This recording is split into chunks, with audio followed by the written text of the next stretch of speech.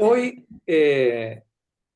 Simón, como siempre, le encanta chapotear en todos los charcos, ¿no? Y nos lleva y nos hace meternos hasta las rodillas en todos los charcos, ¿no?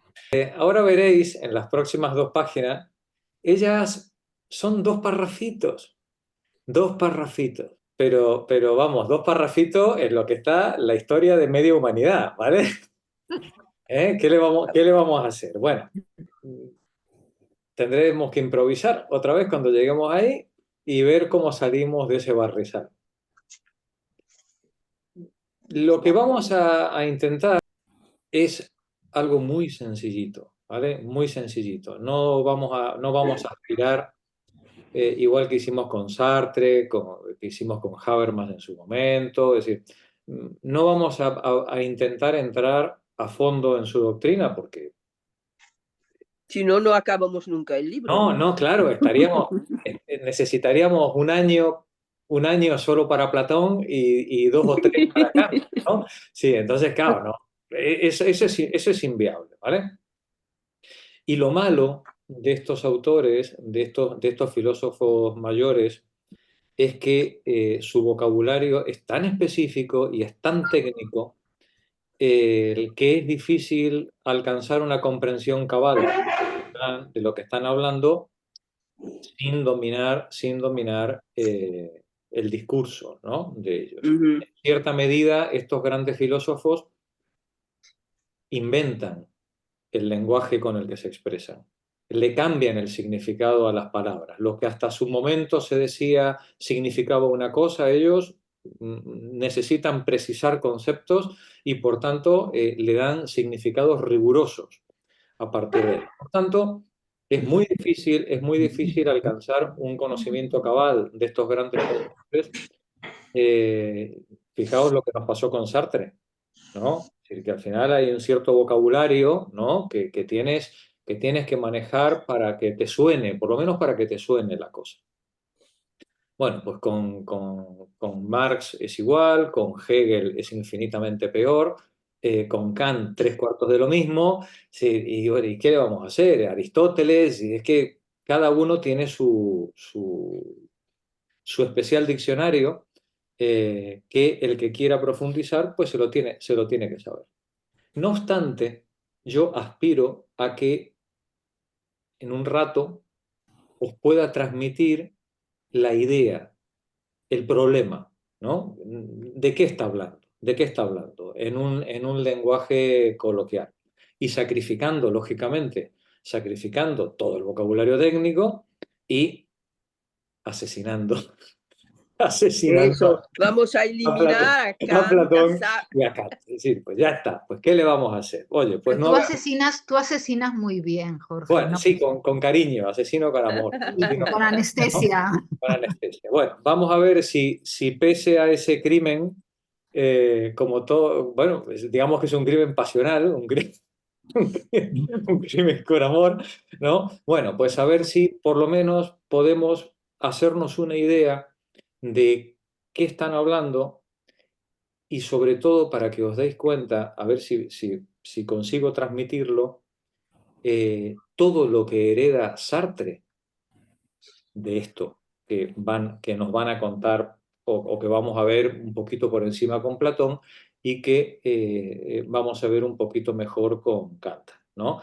Eh, Cuando hablemos de ellos y hablemos de los problemas principales que ellos plantean, vais a ver que lo que hace Sartre o lo es que hace retomar. Platón es Ujú. retomar y hacer una reformulación con otra mirada sobre los mismos problemas y a veces casi con la misma técnica y casi con los mismos enfoques, solo que con pequeños matices que son importantes, que son matices decisorios a la hora de los nuevos enfoques que los filósofos sucesivos plantean. Por eso yo os decía la semana anterior que cuando uno estudia a cualquiera de estos filósofos bien Sí, pero no estudiado, esperar todo lo anterior. estás estudiando la historia de la filosofía completa. Sí, porque los problemas que ahora ellos están planteando no dejan de ser problemas en los que se han apoyado los anteriores y que vienen dando vueltas durante los últimos 2500 años. ¿Vale? Poca cosa. Poca cosa, pero claro, eso excede hasta una carrera de filosofía. Lo que nosotros vamos a intentar solamente es, bueno, pues con mucha humildad, con mucha prudencia, ver si somos capaces de entender los problemas que se están planteando. Bien, vamos a retomar la lectura. La semana pasada nos habíamos quedado en la página 488. Vamos a retomar el texto desde la 487, el último párrafo, donde dice el mismo Einstein, para retomar el argumento desde ahí. Maricruz, por favor, comienza tú. El mismo Einstein. El mismo Einstein tuvo que hacer frente a esta dificultad y su caso es interesante de examinar. No estaba alienado a intereses ideológicos. Nunca había tratado de quedarse con la última palabra y poco se preocupaba de su reputación. Su amor por la verdad era absolutamente puro, solo que tenía tan sólidamente anclada en su ser una visión de la ciencia que no creía poder renunciar a ella, a ningún precio.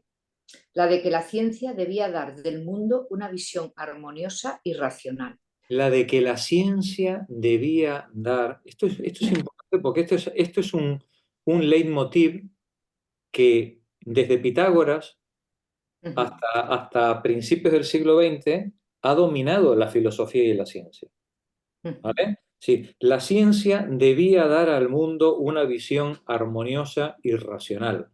Acordaos de vuestras lecturas de bachillerato o de la facultad, cuando hablabais de Pitágoras, por ejemplo, o de la filosofía griega en general, la obsesión griega por encontrar la perfección, por encontrar, a veces llamado la virtud, ¿no? La perfección en todas las cosas. El cosmos no es el caos.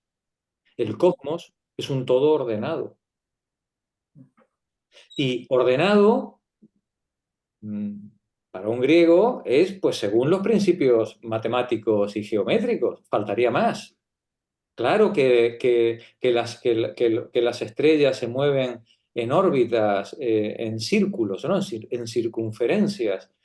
Por supuesto, claro que sí. La cúpula además es esférica. Faltaría más. ¿Por qué? Porque la esfera es la figura perfecta, por excelencia, ¿no? Y además, Pitágoras estaba convencido de que el movimiento de los astros tenía que tener una música tan perfecta y tan bella que fuera acorde con la belleza y la sutileza y gracia de sus movimientos. Quizás nunca una civilización en la historia de la humanidad fue tan creyente de la íntima unidad entre lo bello, lo bueno, lo justo y lo verdadero. Bien, esta concepción de que lo bueno, lo bello y lo verdadero va junto es algo que dominó la filosofía griega en sus inicios. Luego no, luego los griegos fueron perdiendo optimismo, ¿no? Sobre todo a partir del 400, ya lo veremos luego, fueron perdiendo mucho optimismo. Pero si algo quedó en la mentalidad de los filósofos y de los primeros científicos, fue que el mundo tenía que responder a un orden. Ese orden, para los griegos, era el logos, la razón, ¿no? Para nosotros son las leyes, o eran las leyes de la naturaleza, las leyes del universo. El universo es un todo ordenado y responde a unos criterios racionales. La totalidad está ordenada. Y eso es una creencia con bastante poco fundamento, luego lo veremos, que ha dominado el pensamiento filosófico y científico, ya os digo, pues yo diría que hasta la Primera Guerra Mundial y poco después. Seguramente después de Auschwitz Ahí se desmoronó muchas cosas. Sí. Si nos quedaban algunos prejuicios así con respecto a la unidad de la belleza y el orden, pues seguramente lo terminamos de perder. Pero bueno, aquí nos dice la autora que Einstein dice, solo que tenía tan sólidamente anclada en su ser una visión de la ciencia que no creía poder renunciar a ella a ningún precio, la de que la ciencia debía dar del mundo una visión armoniosa y racional. Teníamos que ser capaces de encontrar un sistema de leyes que explicara la totalidad del universo. Continúa, por favor. La paradoja. La paradoja de su carrera es que su teoría de la relatividad influyó ampliamente en la teoría de los cuantos. Sin embargo, a partir de los 45 años la vio con malos ojos. Su antiguo colaborador, el físico polaco Infeld, escribe: hay una ironía en el papel de campeón que Einstein asumió en la Gran Revolución, porque más tarde volvió la espalda a esta revolución que había contribuido a provocar. A medida que el tiempo pasa, Einstein se aleja cada vez más de la joven generación de científicos, la mayoría de los cuales prosigue investigaciones sobre la teoría de los cuantos. Antonina Valentín, a quien Einstein confió a menudo sus tormentos matemáticos, precisa que no se trataba del divorcio que se opera entre una generación nueva, consciente de la osadía de su pensamiento, y un anciano que ha permanecido como una supervivencia del pasado, como un bloque en medio de un camino que continúa. Su drama es más bien el de un hombre que, a pesar de su edad, se obstina en proseguir un camino cada vez más desierto, mientras que casi todos sus amigos, todos los jóvenes a su alrededor, afirman que ese camino no lleva a ninguna parte y que se ha metido en un callejón sin salida. Einstein no estaba seguro de tener razón. En marzo de 1949, a los 70 años, escribía a Solovin: usted se imagina que miro con tranquila satisfacción la obra de mi vida, pero vista de cerca la cosa se presenta de modo muy diferente. No hay una sola noción de la que esté convencido que resistirá, y no estoy seguro de andar generalmente por el buen camino. Tremenda frase, ¿no? Tremenda frase. No hay una sola noción de la que esté convencido que resistirá, y no estoy seguro de andar generalmente por el buen camino, ¿no? Es decir, el sabio que llega al final a ser consciente, bueno, pues de las fisuras, los descosidos que tiene su planteamiento ante la evidencia de las cosas que se presentan en el mundo y ante las que evidentemente no tiene respuesta, ¿no? Continúa. Los contemporáneos ven en mí a la vez un herético y un reaccionario que, por así decirlo, se ha sobrevivido a sí mismo. Desde luego es cuestión de moda y de visión limitada, pero el sentimiento de insuficiencia viene de adentro. Sin embargo, le era imposible modificar su posición. A sus ojos, una teoría solo era válida si poseía una perfección interna. La abundancia de las confirmaciones externas no le bastaba. La teoría de los campos unitarios que trató de poner a punto durante 30 años debía responder a esas exigencias. La de las partículas elementales no la satisfacía. Comprendió con rapidez la teoría cuántica de Niels Bohr, al punto que declaró: probablemente yo mismo hubiera podido llegar a algo semejante. Pero añadió enseguida: pero si todo eso es cierto, significa el fin de la física. Significa el fin de la física. Cuidado, con lo que estamos... Claro, es un poco dramático, ¿no? Es decir, aquí se nos ha puesto un poco dramático, ¿no? Claro, es el fin de la física como él la conocía. Exacto. Claro, claro.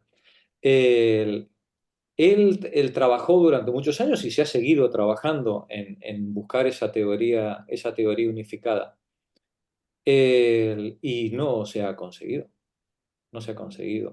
Las investigaciones en los distintos campos todavía parecen resistirse a una unificación, y cada campo es solvente para explicar los fenómenos que estudia dentro del área de su campo y con su metodología, pero no son solapables o compartibles los datos de unos con otros, incluso pueden resultar contradictorios.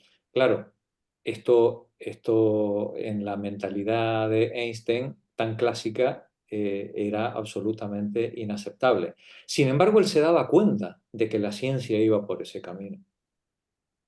De que la ciencia iba por ese camino. Y entonces él dice, claro, es que esto significará el fin de la física. Claro, si entendíamos por física la manera de hacer física que él había creído hasta ese momento, ¿no? Hoy seguramente ese es un problema que nadie se plantea y la física ha seguido avanzando y la astronomía ha seguido avanzando, ¿no? Eh, y, y la teoría esta de los cuantos pues ha seguido desarrollando infinitamente sus campos de acción. Hoy prácticamente todo, desde los GPS que tenéis en vuestros móviles eh, hasta la licuadora doméstica, seguramente a través de la Wi-Fi depende de los desarrollos tecnológicos obtenidos a partir de estas teorías de cuantos.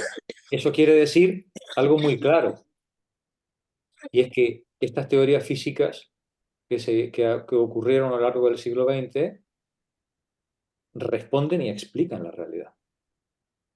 Otra cosa es que podamos entender cómo operan. O peor, que podamos entender cuál es la cosa, el mundo que hay detrás de esas explicaciones matemáticas. Esa es otra cuestión. Y ahora veremos más adelante, cuando hablemos de Kant, que ese fue el problema que se le planteó a Kant. Y ese fue el problema en el que Kant engranó y por lo que la filosofía continuó después, no por otros derroteros, pero digamos, puliendo ese estudio trascendental kantiano, puliéndolo en el sentido, pues primero del idealismo y más adelante ya de las filosofías tal como se desarrollaron en el siglo finales del siglo XIX y siglo XX. Pero veremos que el problema de fondo es que tenemos una ciencia que explica muy bien el funcionamiento de las cosas, que explica muy bien inclusive el fenómeno tal como se nos presenta, pero si hay una cosa detrás, de esa cosa seguimos sin saber absolutamente nada. No sabemos nada de lo que hay más allá del fenómeno que se nos presenta y desde luego en la escala temporal tampoco. Vamos a continuar con la lectura. Ya veremos cómo todo esto al final está enlazado y claro, a mí me llamó la atención cuando yo leía a Simón para preparar la sesión esta, digo, pero ¿por qué se mete Simón en este barrizal?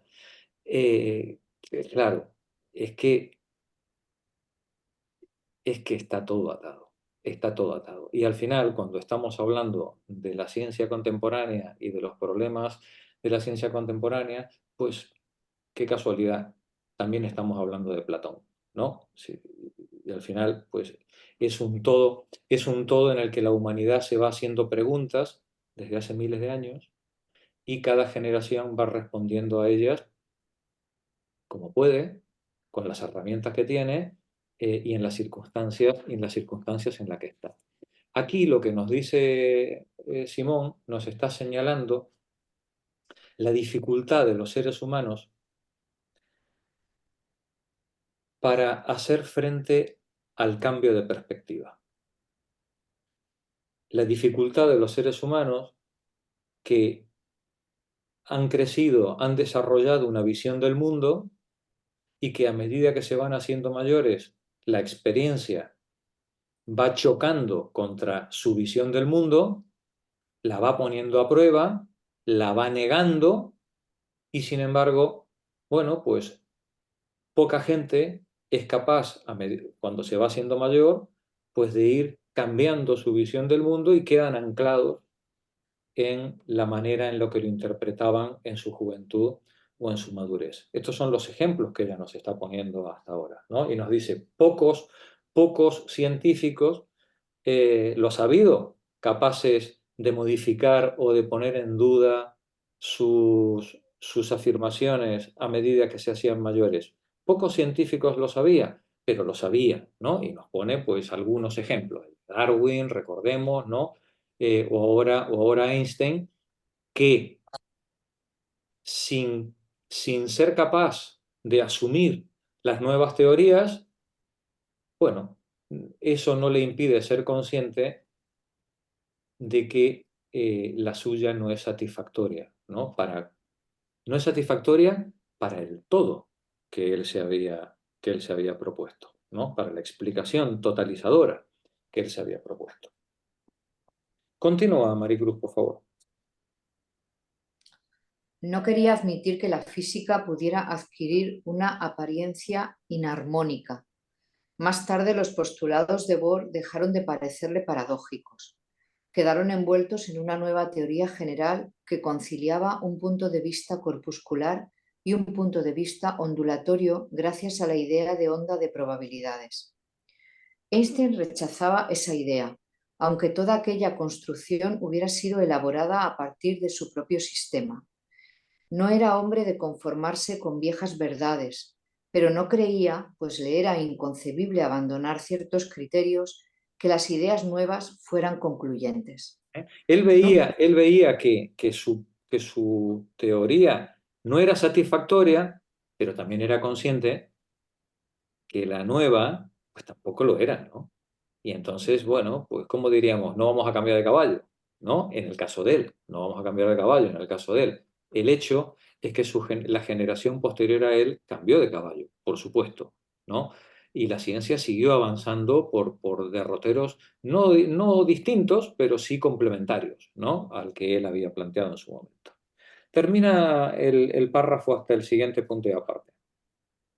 Nunca estuvo en condiciones de verificar su teoría unitaria de los campos, tan difícil es de expresar matemáticamente. Por otra parte, sus resistencias le impidieron participar en los progresos de la física cuántica. Totalmente despojado de egocentrismo, no vivió su fracaso, su aislamiento como una tragedia subjetiva, pero objetivamente es consenso casi unánime que perdió los últimos 30 años de su vida en investigaciones vanas. Su biógrafo, Kuznetsov, comprueba que ciertas ideas expuestas por Einstein en los años 40 han alcanzado hoy su madurez en el terreno de la física cuántica relativista. Qué tragedia, ¿no? Difícil. Que precisamente son, ¿no? los que él quería desechar, ¿no? Los que al final le terminan sacando punta a buena parte de sus planteamientos, ¿no? Continúa. Concluye que su crítica indicaba los límites de la mecánica cuántica, más allá de los cuales se perfilaban teorías más revolucionarias. Como la ciencia progresa renegando de sí misma para superarse, los que están en retraso pueden siempre ser considerados después como precursores. Pero el hecho es que al final de su vida, Einstein, antes que servirlo, entorpeció el progreso de la ciencia. Bueno, no creo yo que haya sido para tanto la cosa, pero bueno.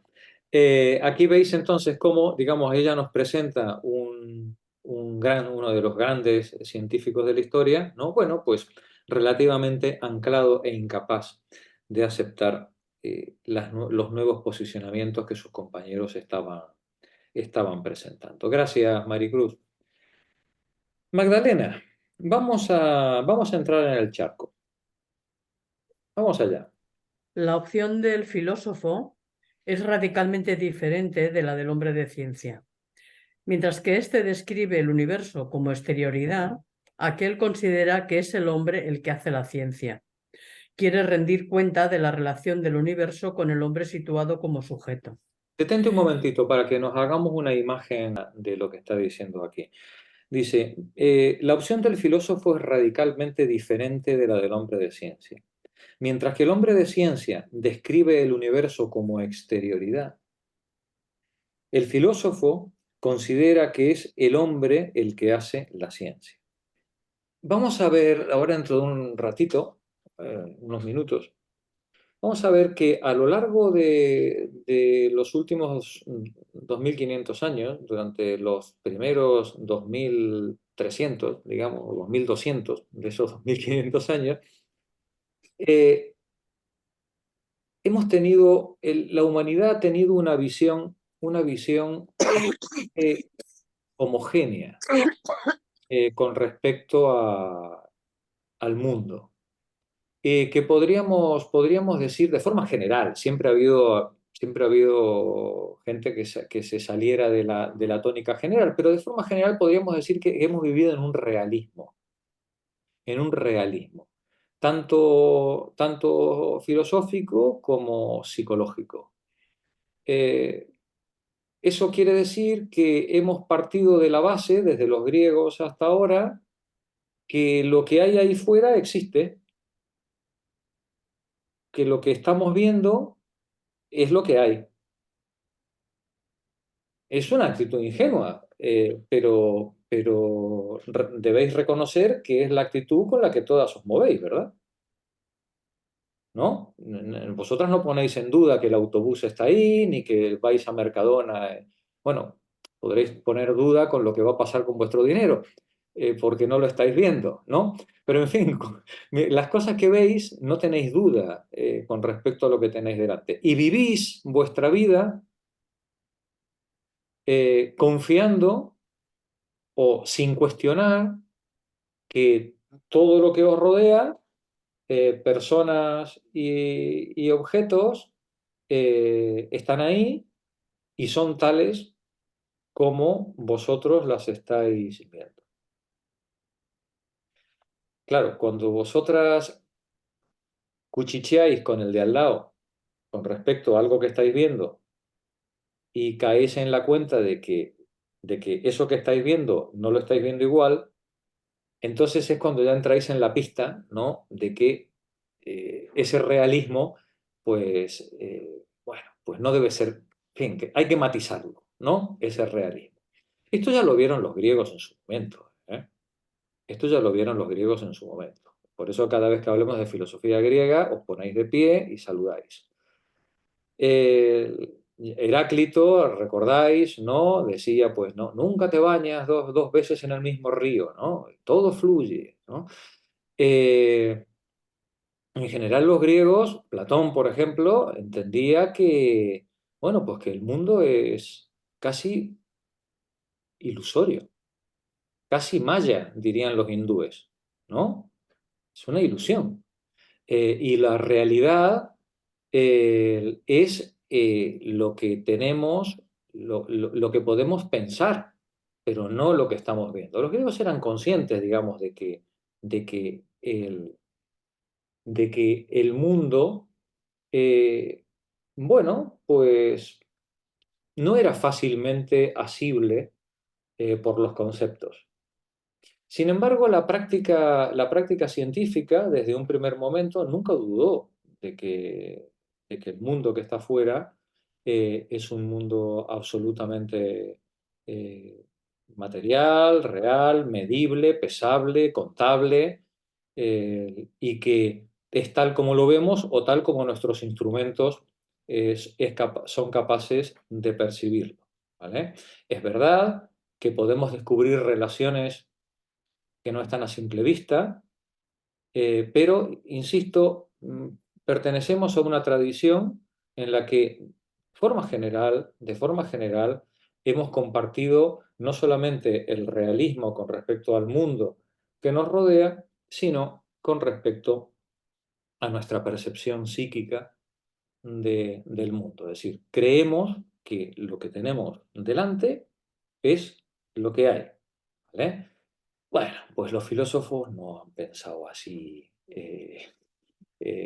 muy de forma muy generalizada, y como os decía antes, ya desde Pitágoras, Heráclito, Platón, se han puesto serias dudas al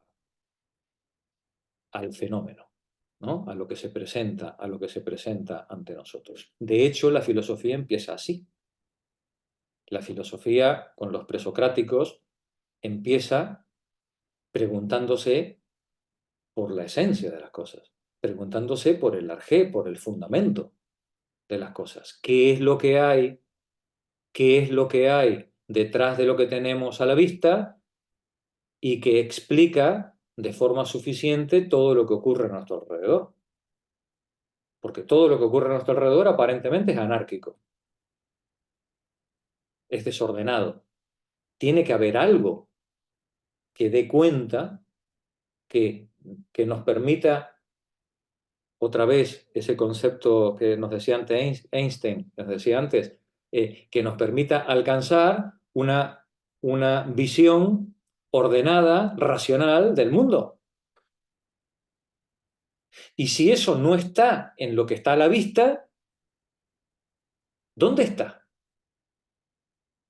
Los presocráticos creían que había una stoicheion, una sustancia primordial que daba cuenta de la configuración del mundo, y otra vertiente consideró que el mundo estaba gobernado por un logos, por una razón, que es la que explicaba el movimiento de todo. Y tanto fueran filosofías de corte idealista, como si fueran filosofías de corte materialista, como podían ser, por ejemplo, los atomistas. Al fin y al cabo, había unas leyes que ordenaban el mundo y que, si éramos capaces de conocerlas, podíamos comprender la arquitectura del cosmos, como todo ordenado, como todo ordenado. El científico opera dando por sentado que lo que hay fuera es exactamente lo que existe y busca desde hace centurias, aunque ahora cada vez de manera más sofisticada, pero bueno, busca las reglas, las leyes que rigen el comportamiento de lo que se ve, el comportamiento de lo que se presenta a la vista. Y ahora viene otra cuestión. Esas leyes de lo que se ve, esas relaciones que hay entre las cosas, ¿forman parte del mundo? Un realista diría, por supuesto. Y la labor de la filosofía o del científico es descubrir esas leyes.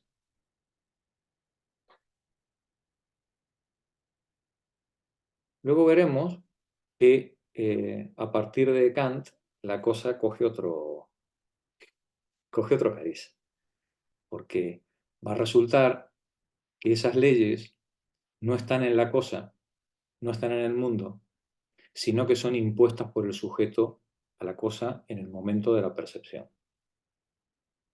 Y lo que nosotros creemos ver como leyes, bueno, pues no son otra cosa, en el caso de la ciencia, que modelos explicativos de la realidad, pero que no hay que confundir con la realidad, y que las propiedades que nosotros creemos asignar a la cosa no son de la cosa, sino son las propiedades que el sujeto tiene que imponerle a los objetos que percibe para poder verlos y para poder comprenderlos. Quietos, parados. Quietos, parados. Ahora lo iremos desgranando. Entonces tenemos, por un lado, si el mundo existe o no existe, si las leyes que rigen el mundo están ahí fuera o son modelos constructivos, y si las propiedades que tienen las cosas que hay en el mundo son propiedades de las cosas o son propiedades impuestas por el sujeto que conoce. veis que por este otro camino nos vamos acercando peligrosamente al solipsismo otra vez. ¿Os acordáis que ya hablábamos la semana pasada o la anterior, ¿no? del idealismo, que nos podía llevar a una situación en la que el sujeto quedara completamente aislado y construyendo de forma mental, ideal, todo el mundo a su alrededor? Claro, eso es incompatible con la objetividad científica. Es incompatible con la intersubjetividad. Eso es lo que va a resolver Kant con su trabajo. Va a resolver los criterios por los cuales el sujeto cognoscente es capaz de aprender la realidad y por qué la universalidad de ese conocimiento. Esa es la tremenda proeza que hace este hombre y de la que somos todos herederos desde entonces. Unos más a disgusto y otros menos a disgusto, pero todos somos herederos del planteamiento kantiano que veremos ahora en un ratito después de Platón. Continúa, por favor, Magdalena. Decíamos, la opción del filósofo es radicalmente diferente, mientras del hombre de ciencia. Mientras el hombre de ciencia describe el universo como algo exterior, el filósofo considera que es el hombre el que hace. Y ese hace es en todos los sentidos, construye la ciencia. ¿Vale? Continúa. Quiere rendir cuenta de la relación del universo con el hombre situado como sujeto. Está a la vez a favor y en contra de la ciencia. La acepta en la medida en que es un producto humano, pero se niega a ver en ella el reflejo de una realidad existente en sí. El científico no pone en tela de juicio a aquel por quien y para quien la ciencia existe, el hombre. Para el filósofo, el hombre está impugnado en su ser. Se interroga sobre la condición humana tomada en su totalidad. Pero él mismo es un hombre, todo el hombre, es decir, es él mismo en su universalidad. Él mismo, Cuando... el filósofo es un hombre, nos dice, todo el hombre. Todo el hombre. Es decir, es él mismo en su universalidad. Porque cuando, como decía Montaigne, cuando él decía, voy a hablar de mí, hablando de mí hablo, ¿no? Y hablando de mí voy a hablar de, no, algo así, dice, de la humanidad, ¿no? De toda la humanidad en su conjunto. ¿Por qué? Porque yo soy como todos los demás. Yo soy como todos los demás. Y lo que en mí sea definitivo, también lo es en los que tengo al lado. De ahí que si yo soy capaz de encontrar las características básicas de este sujeto que soy yo, soy capaz de encontrar las características básicas de todos los sujetos y por tanto de lo intersubjetivo. Y por tanto de una nueva manera de entender la objetividad. No como un realismo sobre lo que hay fuera, sino como un compartir las condiciones en las que accedemos al conocimiento. Un compartir con todos los demás que me rodean, que comparten conmigo la misma estructura cognoscitiva. La Pero eso sería lo mismo que... La objetividad a partir de Kant va a cambiar de sentido, ¿no? Y vamos a empezar a llamar objetivo a aquello que podemos construir y demostrar, validar intersubjetivamente. Y vas a decir, Magdalena, perdona que te... Sí, pero que esa construcción que hace el científico lo hace también el filósofo. Sí. Lo mismo. Sí. Solo que el científico no se plantea la duda con respecto a lo que hay fuera, y ahora veré, y cuando acabemos el día de hoy, espero que ser yo capaz, cuando acabemos el día de hoy, vais a ver que la visión del filósofo es bastante más inquietante, ¿no?, que la del científico. Seguramente menos práctica, Magdalena, ¿eh? No estoy poniendo en duda no estoy poniendo en duda la practicidad de la ciencia, ¿no? Pero digamos, a la ciencia le falta una saludable duda con respecto al punto de vista del sujeto. Luego lo comentaré, ¿no? Adelante. Cuando Descartes dice, pienso, es el hombre universal el que piensa en él. Por lo tanto, no necesita a nadie para hablar y no debe cuentas a nadie. Hay la ciencia, hay las filosofías, y desde luego ninguna se crea a partir de cero. El filósofo sufre influencias, encuentra problemas que otros han planteado. Pero cada sistema no puede ser criticado sino desde adentro y no por referencia a datos exteriores. Se puede denunciar sus contradicciones, sus lagunas, sus insuficiencias, pero no oponerles hechos que otros hayan establecido. En efecto, tienen el punto de partida lo que Bergson llama una intuición filosófica, que se puede definir también como una experiencia ontológica a partir de la cual se constituye una visión del mundo. El filósofo tiene una evidencia íntima irrefutable. Confrontado con nuevas filosofías, puede aceptar algunos de sus aspectos, verse llevado a plantearse nuevos problemas, pero no abandonará su punto de partida. Añade, suprime, corrige, siempre dentro de cierta perspectiva propia, a la cual es ajena cualquier otra, de modo que los demás no pueden nunca dejarlo atrás, descalificarlo, contradecirlo. Bueno, yo no sé si es tan así lo que dice Simón, porque estamos hartos, ¿verdad, Elida?, de ver filósofos que hacen verdaderos popurrís de su sistema, algunos filósofos que integran completamente los sistemas de filósofos anteriores en sus planteamientos, e inclusive veremos, hay algunos filósofos que a lo largo de su vida van cambiando su manera de interpretar tanto la realidad como la técnica y el sistema que ellos van construyendo. Y lo van cambiando y no pasa nada. Es verdad que hace falta una enorme grandeza y capacidad para ser capaz de cuestionar y de ir modificando tus creencias a medida que vas avanzando. Pero esto es como todo hijo de vecino. Dogmáticos yo creo que los hay en todas las ciencias y en la filosofía. Probablemente, por darle la razón a Simón, haya más dogmáticos en la filosofía, ¿no?, que en la ciencia, ¿no? Y que les cueste más dar el brazo a torcer, ¿no? Es decir, probablemente.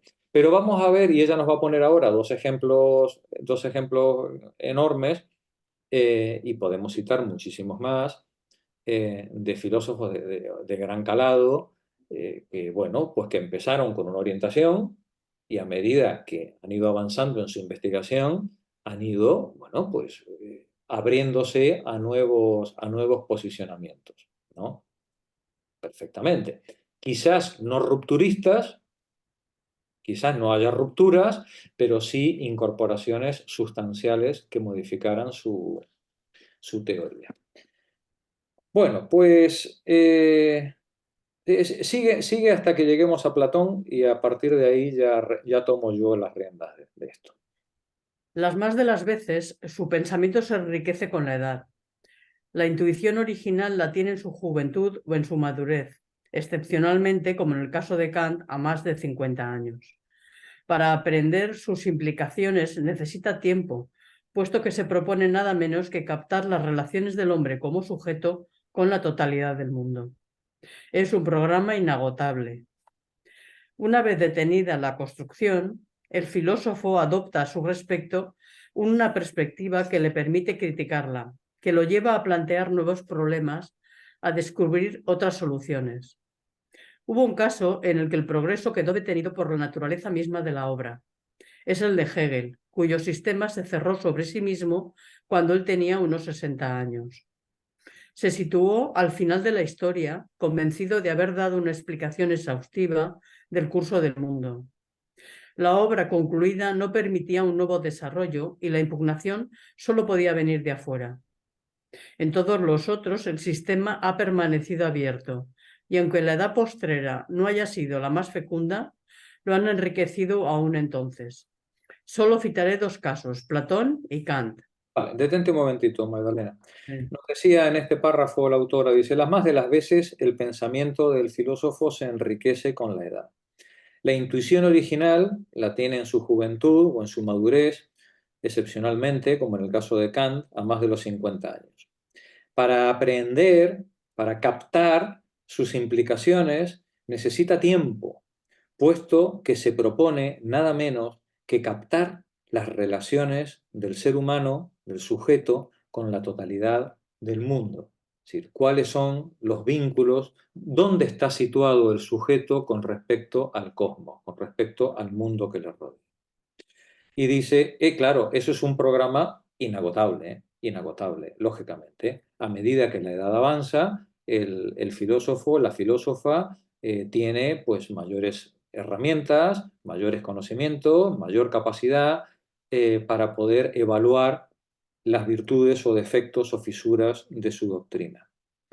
Una vez detenida la construcción, el filósofo adopta a su respecto una perspectiva que le permite criticarla, que lo lleva a plantear nuevos problemas, a descubrir nuevas soluciones. Y quitando casos, como por ejemplo el de Hegel, nos cita la autora, creo que también con cierta injusticia, que dice su sistema se cerró cuando él tenía unos 60 años, dice, porque se sitúa al final de la historia convencido de haber dado una explicación exhaustiva del curso del mundo. Digo, seamos prudentes con Hegel porque, como decía Marx, cada vez que alguien ha intentado matar a Hegel, Hegel se ha levantado de la tumba y te ha pasado por arriba. ¿Vale? Entonces, seamos prudentes con las críticas a Hegel, ¿no? Pero bueno, aceptando la argumentación de Simón, dice, la obra concluida no permitía un nuevo desarrollo y la impugnación solo podía venir desde fuera. En todos los otros casos, el sistema ha permanecido abierto y aunque la edad postrera no haya sido la más fecunda, lo han enriquecido aún entonces. Solo citaré dos casos, el de Platón y el de Kant. Y sigue diciendo así, todo el mundo coincide en pensar que las leyes, que es uno de los textos finales de los últimos diálogos platónicos, todo el mundo coincide en pensar que las leyes que Platón escribió a los 80 años, a pesar de hermosos pasajes originales sobre el tiempo y la memoria, marca un retroceso con respecto al conjunto de su obra, un reflujo, un empobrecimiento, un abandono. Parece que su experiencia lo había vuelto pesimista. Cita textual. Nuestra especie no carece totalmente de valor, pero escribe también, la parte de los males excede a los de los bienes, que los más grandes bienes están como mancillados por una mala suerte. Claro, uno podría preguntarse, ¿es que el pensamiento de Platón con 80 años se había empobrecido? O, como diría un compañero nuestro, Magdalena, Platón se había vuelto un optimista bien informado, ¿no? Con respecto a... ¿Sabes? Sí. Un pesimista. No, un optimista, no, si fuera pesimista habría dejado de escribir. No, este seguía escribiendo, ¿vale? Pero estaba Vale, bien. ya porque parecía que era pesimismo lo que transmitían estas palabras. Vale, Ahí perdón. está. Entonces yo diría, ¿eso es pesimismo? ¿O es que él, después de la vida que ahora comentaremos de Platón, llega un momento en el que dices, oye, pues a lo mejor hay que rebajar las expectativas con respecto al género humano, ¿no? Venga, voy a compartir pantalla con vosotras y vamos a ver una un pequeño listado de la vida y obra de Platón para que nos hagamos una idea del contexto y de los problemas a los que él se enfrentó en su reflexión a lo largo de su vida. Recordemos que Platón nace en el 427. Pero Platón no nace en medio de la nada. Platón nace en un contexto. 100 años antes, los persas, con el rey Ciro, han conquistado Jonia, ha caído Lidia, el gran Creso ha caído en manos de los persas, y en el 530, 100 añitos antes, como quien dice ayer, 100 añitos antes del nacimiento de Platón, Ciro muere y le sucede su hijo Cambises. Recordemos que el imperio persa, en esa época, es con diferencia la organización política más grande de la historia de la humanidad, hasta la fecha. Va el imperio persa, que ha dejado Ciro, va desde Macedonia hasta Egipto y hasta la India.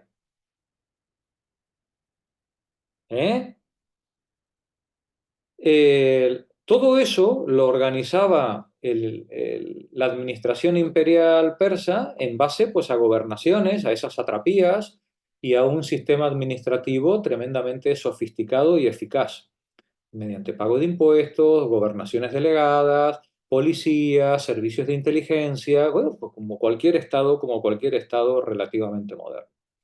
Pues bien, Cambises, que no se fiaba mucho de su familia, por si acaso manda asesinar a Esmerdis, que es el hermano que él tenía y que dicen que había sido suplantado por un mago que se parecía mucho a él y que ocupa su lugar para hacerle la guerra civil a Cambises, ¿no? En fin, literatura, telenovelas de la época imperial. Cambises no consigue parar la revuelta y acaba suicidándose. De donde le sucede el mago, el falso hermano, ¿no? El falso Esmerdis. Pero al final Darío hace una revuelta contra el falso Esmerdis, lo depone, lo hacen asesinar también, faltaría más, y se hace con el imperio. Pero mientras todo esto está ocurriendo, los griegos de la zona de Jonia, las colonias que están en Asia Menor, han decidido que, oye, que eso de pagar impuestos a los persas, pues que ¿para qué? Estas colonias griegas van a pedir ayuda a Atenas y Esparta. Esparta, como siempre, a mí no me hables de estas cosas, pero los atenienses le dan apoyo a los jonios, ¿no? Y entonces, bueno, pues entre unos y otros se enfrentan a los persas y finalmente los persas masacran a todos los jonios y terminan de ocupar Jonia. Y los persas no le perdonan eso a los griegos. Los persas no se lo perdonan.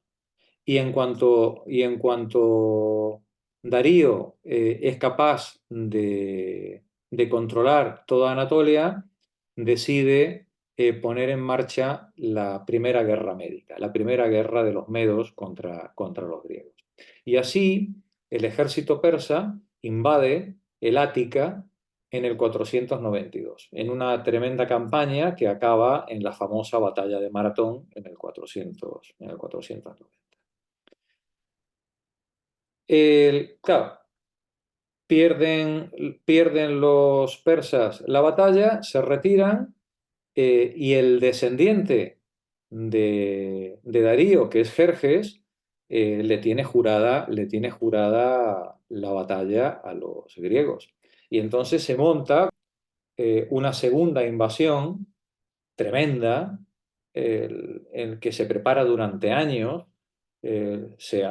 Los persas construyen, recordemos, un puente sobre el Helesponto, un puente de madera, de barca, y los persas recorren pues toda la zona de todo el norte, bajando por el Ática hacia abajo, al mismo tiempo que hacen una campaña naval con la misma flota bordeando toda la costa. Ahí están las grandes batallas de las Termópilas, la batalla de Artemisio, la grandiosa batalla naval de Salamina y de Micala, ¿no? Y claro, los persas, como sabéis, pues salen apaleados nuevamente de esta segunda aventura. ¿Y quién es el gran triunfador en todo esto? El gran triunfador de todo esto es Atenas. Es Atenas, que es la gran ciudad que con su poderío naval y sobre todo con las minas de plata del Laurión, bueno, pues no solamente puede poner en pie toda la defensa y organizar toda la defensa contra el ejército persa, sino que además exige al resto de las polis, al resto de las ciudades, la configuración de una enorme liga panhelénica de ciudades alzadas, armadas, organizadas por Atenas en defensa de lo heleno frente a los persas. Ese es el contexto en el que van a ser Sócrates, el maestro de Platón. En el 470 nace Sócrates, los griegos han ido echando a los persas hacia Anatolia y han ido recuperando todo el territorio perdido y han recuperado el control sobre las islas y sobre las ciudades de la costa jonia. Finalmente, en el 465 muere Jerjes y a los persas ya tienen otros problemas y los griegos ya pues dejan de formar parte del objetivo prioritario del persa. Pero ¿qué ha pasado en ese interín? Que Atenas se ha constituido en la gran potencia hegemónica de toda la Hélade. Y Atenas, pues como potencia hegemónica, no solamente gobierna, sino que explota, oprime, saquea, machaca a los opositores, asesina a quien no le conviene, faltaría más, ¿no? Y los espartanos, que son muy suyos, pues no ven bien este poderío creciente de Atenas. Y mucho menos lo ven bien cuando Pericles decide el despropósito de llevarse el tesoro de Delos a Atenas y el siguiente despropósito, utilizar el tesoro pues, para uso de la ciudad, ¿no? Pues de paso, pues oye, pues ya que lo tenemos aquí, pues vamos a gastárnoslo, ¿no? Claro, todo esto las polis de la Hélade lo ven con muy malos ojos, pero a ver quién es capaz de toserle a Atenas, con la cantidad de soldados y de barcos de guerra que tiene Atenas. Los únicos que son capaces de levantarle la cabeza a Atenas son los espartanos, nuevamente, que frente a la Liga de Delos crean la Liga del Peloponeso. Y así empieza uno de los momentos o de las circunstancias definitorias de la historia griega de lo que queda de siglo y de ahí para la posteridad. Porque la guerra del Peloponeso destruye por completo, se lleva por delante las capacidades de todas las polis, entre ellas la de Atenas. La guerra del Peloponeso es una guerra a muerte entre los aliados de Atenas y los aliados de Esparta. Una guerra que se va a desarrollar a lo largo de 30 años, en las que los recursos gigantescos de las minas del Laurión van a ser dilapidados en mantener esa guerra contra Esparta, y los espartanos van a dedicar todos los recursos suyos y de sus polis satélites a machacar a Atenas. Lo que está en juego es la hegemonía en toda la Hélade. Y cuando hablamos de la Hélade, estamos hablando desde Sebastopol hasta Siracusa, hasta Sicilia. El imperio griego, el imperio ateniense, se ha extendido ha extendido sus lazos comerciales y militares desde Sicilia hasta la península de Crimea, de donde, por cierto, ya en esa época los griegos traían todo su trigo, igual que ahora, ¿no? Es decir, cuando ahora en la guerra de Ucrania de pronto habéis descubierto que la mitad de lo que había en Mercadona venía de Ucrania, ¿no? Bueno, pues en época griega también, ¿vale? Pues la mitad de lo que había, la mitad del cereal de lo que, o no, que va, la mitad del cereal, el 80% del cereal, sobre todo el trigo, porque la cebada y todo esto, los griegos no lo querían comer porque eso era para los animales. Ellos eran finolis con eso y solo querían comer pan blanco. Y el trigo lo traían o bien de Italia, o bien de el Mar Negro. La guerra del Peloponeso fagocita todos los recursos atenienses y todos los recursos en general de las polis de la Hélade.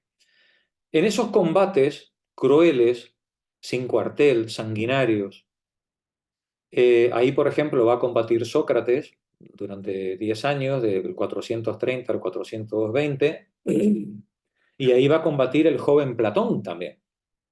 El joven Platón, con 18 o 20 años, ya va a entrar en combate en esta guerra del Peloponeso. Una guerra del Peloponeso que va a acabar de manera dramática con la entrada de los espartanos en Atenas.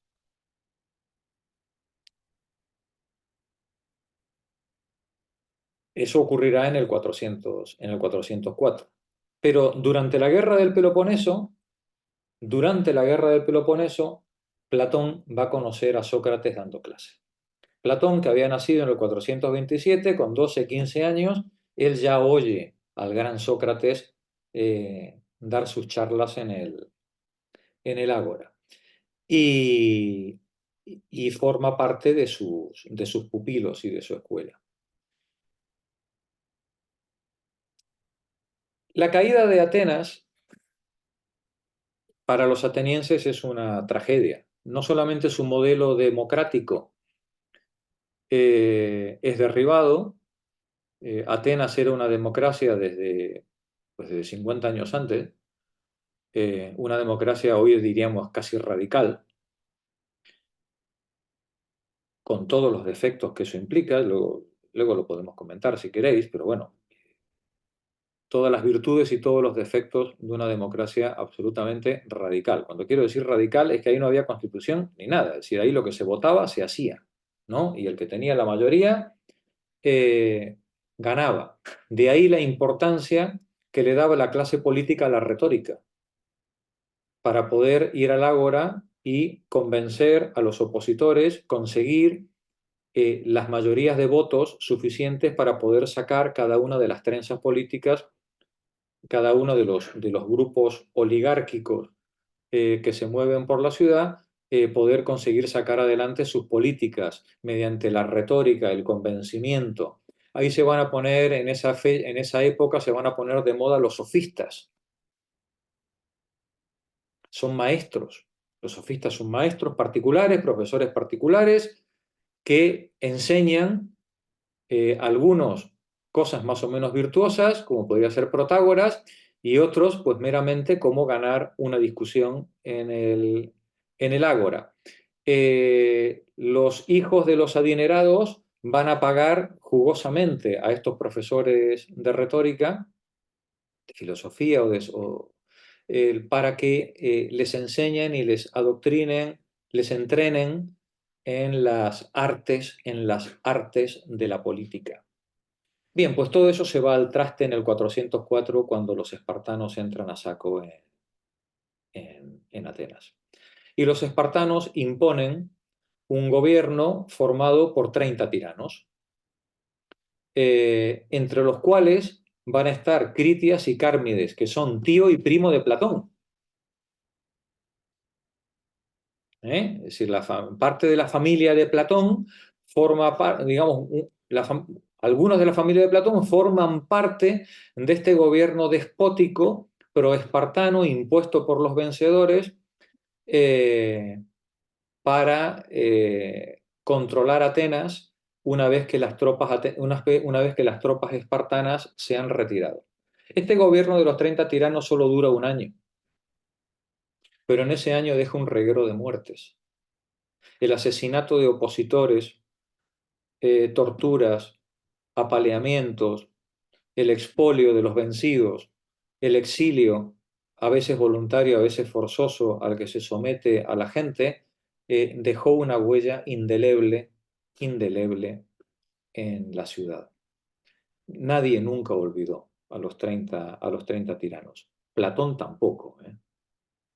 Platón, veremos que él era muy crítico con la democracia, lo consideraba, en general, los filósofos griegos han sido bastante críticos con la democracia, ¿no? Pero eso no le impidió ser también bastante crítico con la barbarie que representó el periodo de los 30 tiranos. Y claro, cuando finalmente la barbarie de los 30 tiranos es tan grande que los espartanos tienen que volver a poner orden, los espartanos permiten un restablecimiento de la democracia un año después, pero una democracia, como diríamos, controlada, una democracia, oye, que no se vaya de madre. En ese ámbito de esa democracia controlada es donde se va a producir el juicio, condena y asesinato de Sócrates. Van a ser los conciudadanos de Sócrates, no un tirano, el que lo mande a asesinar. Van a ser los conciudadanos de Sócrates los que lo juzguen, lo condenen y le hagan tomar la cicuta. Y eso a Platón, en el curso de los viernes, cuando lo retomemos, uno de los textos que trabajaremos será la apología de Sócrates, lógicamente.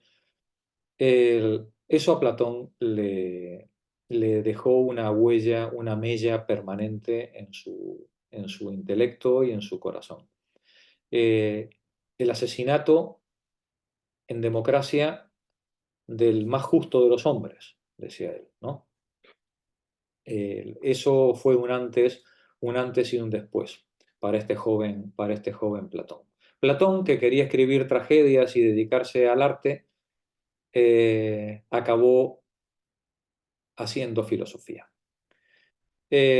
Unos pocos años después, fijaros, en el 399 es la muerte de Sócrates, en el 387 él funda la Academia, pero entre medias Platón se ha ido de viaje, ha ido a Italia, ha visto Elea, ha visto Crotona, ha entrado en contacto con los discípulos de Parménides, con Zenón, y ha entrado en contacto con una secta que le va a dar un sello muy peculiar a Platón, que son los pitagóricos. Los pitagóricos son otra secta oligárquica, no nos olvidemos, estos tampoco apreciaban la democracia en absoluto, pero probablemente era, junto con la escuela eleática, eran, bueno, pues dos de los grupos filosóficos más importantes, no solamente de la Grecia de la época, sino de la historia de la humanidad. Estamos hablando de tanto la escuela pitagórica como la eleática, verdaderas puntas de lanza de eso que todavía no se llamaba filosofía, pero que hoy habríamos llamado ampliamente filosofía. Y después de estar en Elea y en Crotona, viaja a Siracusa. Platón, tan optimista, en esa época, joven, ¿qué le vamos a hacer? Tiene 3,87, al 4,27 tiene 34, 35 años, ¿no? Platón. Y entonces Platón va a Siracusa y no se le ocurre mejor cosa que ver si convence al primo del tirano que gobierna Siracusa, a ver si le convence, a ver si consigue hacer del tirano un filósofo. ¿Vale? Y, y en fin, no se conocen los detalles del asunto, pero Platón acabó vendido como esclavo en un mercado, en un mercado de esclavos. Y, y los amigos de Platón tuvieron que ir a rescatarlo y comprarlo para poder llevarlo sano y salvo a Atenas. Bueno, pues Platón salvó el pellejo y no perdió el optimismo, que conste, no perdió el optimismo, y se volvió a Atenas y compró unos terrenos. En la época solo se podía comprar terrenos al público, al erario público, si los dedicabas a un templo o algo, alguna actividad de tipo religioso, ¿no? Y entonces él compra unos terrenos para hacer un templo academo. De ahí el nombre de su escuela, academia, ¿no? De dónde le viene el nombre a la escuela platónica.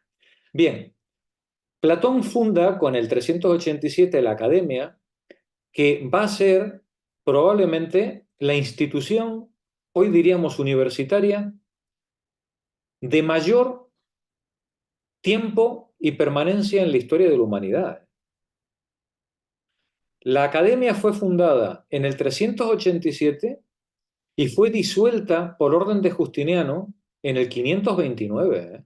Estamos hablando de 900 años. 900 años estuvo funcionando la academia de forma prácticamente ininterrumpida. En el 86 fue destruida por los romanos, que se ve que no veían con buenos ojos eso de la ciencia y de la... ¿Sabes? Sí, digamos, ¿cómo dirían hoy que eso era una fábrica de subversivos, ¿no? Ahora veremos por qué. Ahora veremos por qué la academia era una fábrica de subversivos. Fue destruida por los romanos en el 86, pero fue reconstruida inmediatamente. Y finalmente, Justiniano, por el peligro pagano que representaba para el cristianismo, ordenó su cierre, disolución y erradicación en el 529. ¿Por qué le tenían tanto miedo los romanos o los cristianos a la academia? Porque la academia era un lugar muy especial, muy especial. En la academia, como primera medida, no se aceptaba el ingreso de nadie. Dicen las anécdotas que había un cartel en la puerta que decía prohibido el paso a todo el que no sepa matemáticas, ¿no? O geometría, creo recordar exactamente, que era como dice, pero no sé en qué medida es verdad o es una anécdota. En todo caso, en la academia se impartían enseñanzas de aritmética, geometría, astronomía,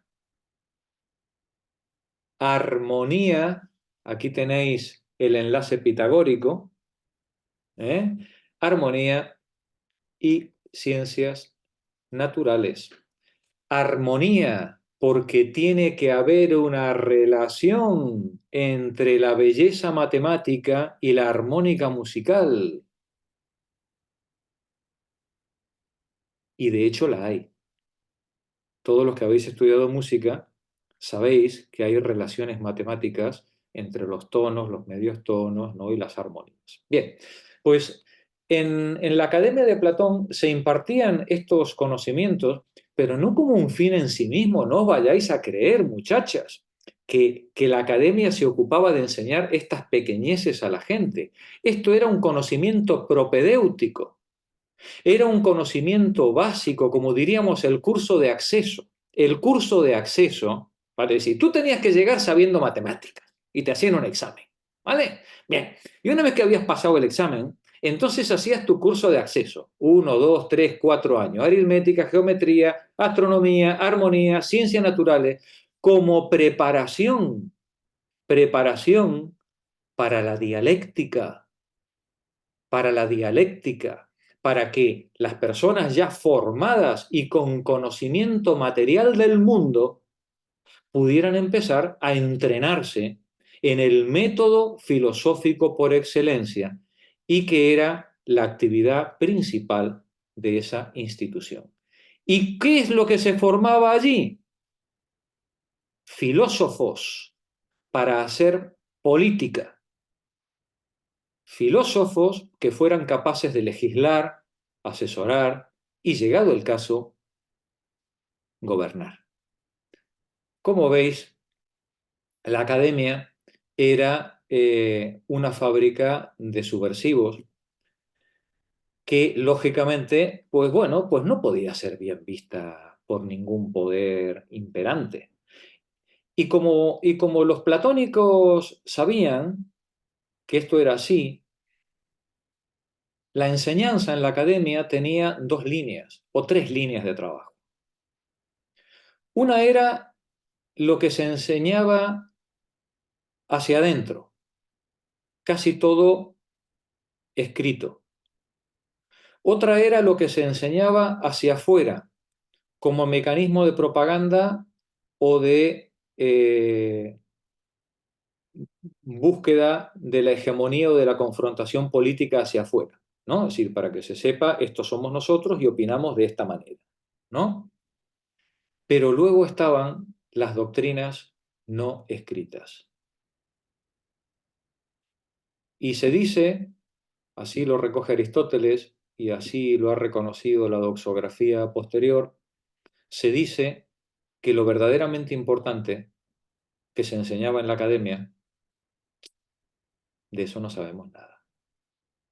Es más, lo veremos luego, Platón dice en varios pasajes, Aristóteles también, y lo dice Platón en la Carta Séptima, sobre todo, que lo verdaderamente importante no se puede someter a la palabra escrita. Lo verdaderamente importante solo se puede señalar. Y eso solo se puede hacer hablando y mirando los ojos. Ese es el nivel académico, valga la redundancia, político y hasta cierta medida esotérico que podía tener la academia en la época. Fue una institución tan importante que Aristóteles estudió allí. Aristóteles nace en el 384, fijaos. Platón ya tenía 27, que tenía casi 50 años, Platón, cuando nace Aristóteles. Aristóteles entra en la academia en el 62. En el 62, cuando a Platón pobre le quedan 20 años de vida, es decir, Platón ya tenía 60 o 70 años cuando Aristóteles está empezando a estudiar. Aristóteles entra en la academia en el 62, en el 56 nace Alejandro Magno, otra figura central de la historia griega. En el 47 muere Platón, y cuando muere Platón, quien se queda a cargo de la academia es su sobrino Espeusipo. Y se ve que Aristóteles, la nueva onda trazada por la academia, pues no le convence, y entonces Aristóteles se va de tutor, se va como tutor 5 años a enseñar a Alejandro. Luego, cuando hablemos de Alejandro Magno, en otro momento, más adelante o en otro curso, tened esto presente. Era una persona formada nada menos que con Aristóteles como tutor, ¿no? Nada menos. Finalmente, Aristóteles en el 36, me imagino que cuando Alejandro comienza a hacer sus campañas, Aristóteles vuelve a Atenas y no se reincorpora a la academia, sino que funda el Liceo, que es la que va a ser la institución en la que Aristóteles va a enseñar.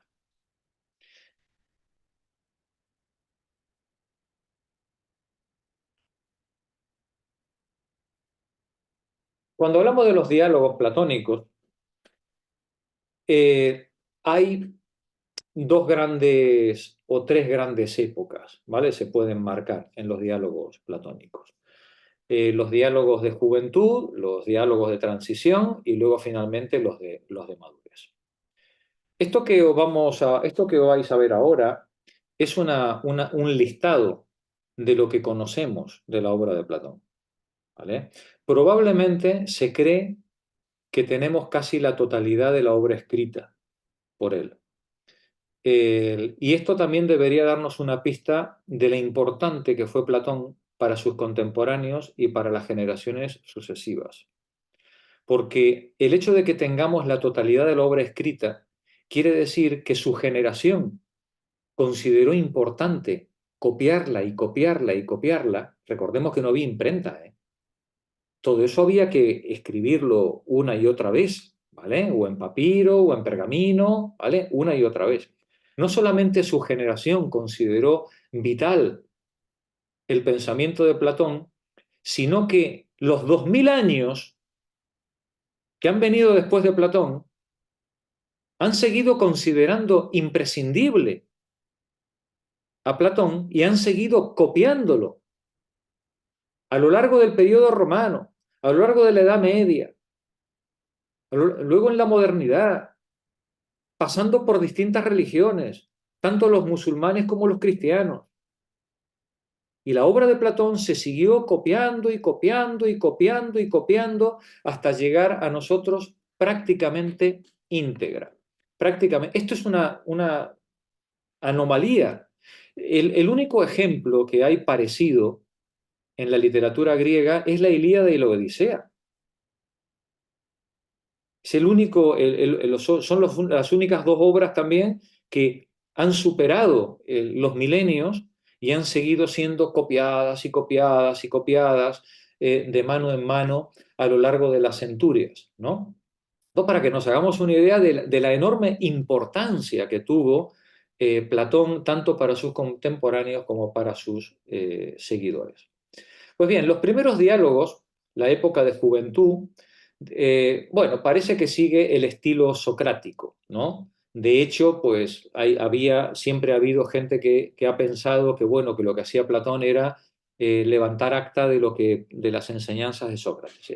Hoy no se cree que eso sea así, ni mucho menos.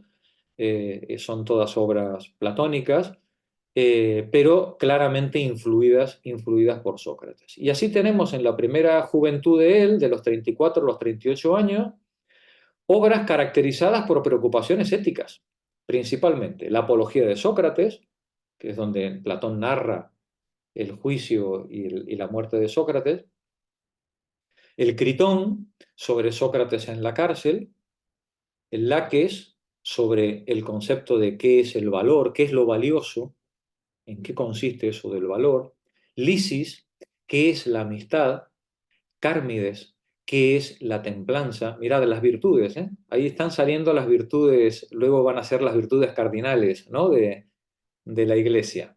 ¿Qué es la piedad? Ión, sobre la poesía como un don divino, y el famosísimo, el poderosísimo Protágoras sobre la virtud, y nada menos, fijaos qué pregunta, sobre si la virtud es algo con lo que se nace o es algo que se puede enseñar. Casi nada. Estamos ante obras, fijaos qué tremendo, que han fundado no solamente cuestiones de psicología, sino de ética mayúscula y de pedagogía, ¿no? El gran problema de la paideia griega, ¿no? ¿Se puede enseñar la virtud? ¿Se puede enseñar la ética? ¿O cada uno es como nos trajo al mundo nuestro padre y nuestra madre y no hay nada que rascar? Y el que es chorizo de una vez y para siempre, y el que es virtuoso no lo vas a corromper nunca. Pues bien, ese es uno de los grandes problemas de la política griega de la época, y no podía menos que Platón reflejarla en este diálogo con Protágoras como el gran sofista Protágoras como protagonista. Luego tenemos la época de transición, de los 39 a los 42 años. Daos cuenta la magnitud de la obra, ¿eh? compañeras, que todo esto se escribía, ahí no había ordenador ni máquina de escribir, todo esto se hacía con plumita en papiro o en, ¿no? o en el soporte que encontraran, que me imagino que solo serían rollos de papiro, porque me imagino que el pergamino todavía no se utilizaría. Luego viene la época de transición. Y en la época de transición, Platón se empieza a concentrar, estamos ya en el 388, han pasado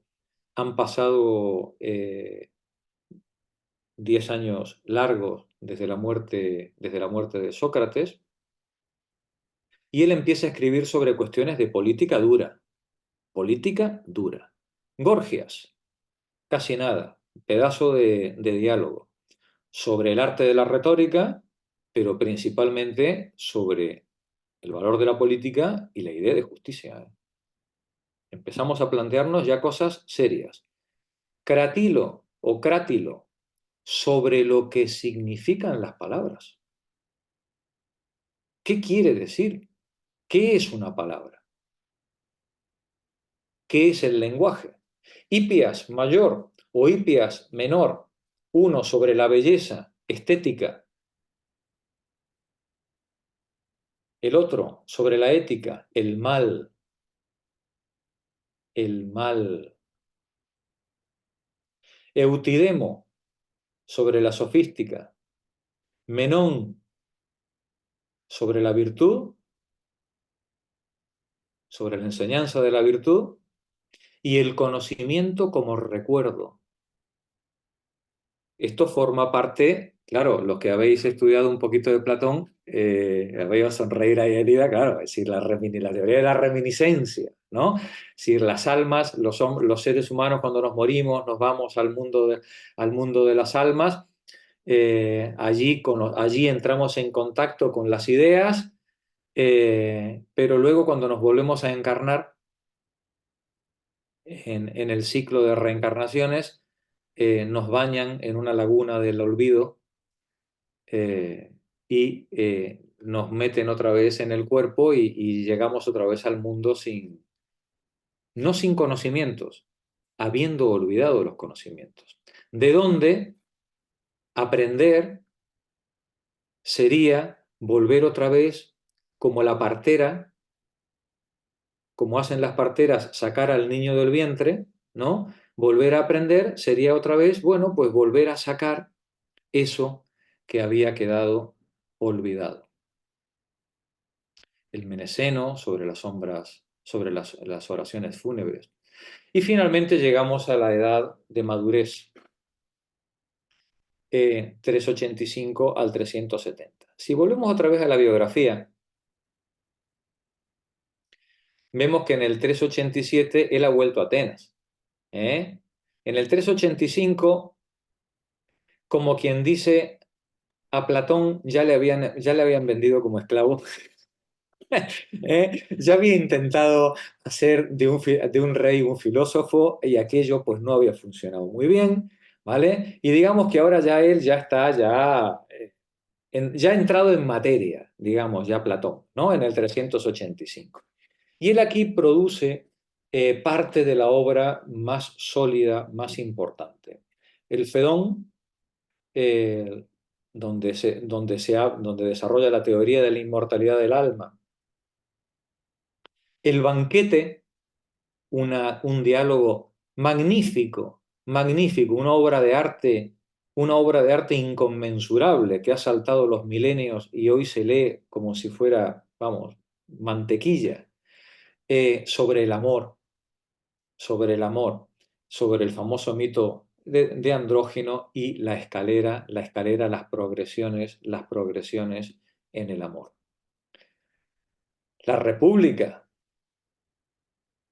obra mayúscula donde las haya. La República sobre el Estado, una teoría del Estado, pero también una psicología y una teoría del alma. Él hace un símil entre el alma del ser humano y el estado ideal, y cómo deben estar conformes el uno con el otro. es toda una psicología social, toda una teoría, toda una pedagogía, una teoría de la educación y una teoría del conocimiento en toda regla. La República es una obra mayúscula, donde las haya. Solo por ella, solo por la República, Platón merecía estar en el podio de los 10 grandísimos filósofos de la historia. El Fedro, no hay psicoanalista que no haya pasado por el Fedro, sobre el deseo, la locura, la memoria, el amor, la belleza. Aquí está la famosa alegoría del carro alado y el primer lugar en el que aparece una señal de que Platón ya se da cuenta de que el lenguaje escrito tiene limitaciones que son absolutamente insuperables. Por escrito puedo contar solo lo superfluo, lo facilito. Las cosas profundas solo pueden decirse o señalarse. Y finalmente, ya de los 60 a los 80 años, recordemos que Aristóteles ha entrado en la academia, ya tenemos la época de vejez, pero una vejez tremenda, una vejez tremenda. Esta es una fase de revisión de sus ideas anteriores, y el tío vuelve otra vez sobre todo lo que ha escrito antes y se enmienda a sí mismo la plana en buena parte de lo que ha escrito antes. Este es el gran filósofo, el filósofo que no le tiene miedo a nada, y mucho menos a contradecirse y a desdecirse de lo que pudiera haber dicho antes. Aquí se centra principalmente en cuestiones lógicas y en cuestiones científico-naturales y políticas. Aquí tenemos el Parménides, pedazo de texto sobre la teoría de las ideas, un texto imponente donde los haya. El Teeteto, otro texto brutal sobre el error y el conocimiento. El Sofista, sobre la retórica, la relación de la retórica y el conocimiento, y aquí reestructura, vuelve a ordenar otra vez su teoría de las ideas, mostrando la oposición entre las formas pensables, inteligibles y lo sensible, lo empírico. Y el Político, donde trata sobre el método dialéctico, la política, la filosofía, el Estado y el político auténticos, respecto de los cuales los que tenemos a nuestro alrededor son meras imitaciones, ¿no? Aquí vemos otra vez la teoría de las ideas de Platón, ¿no? Hay un político auténtico con respecto de lo cual esto que tenemos a la vista, el fenómeno, bueno, pues es una imitación chapucera.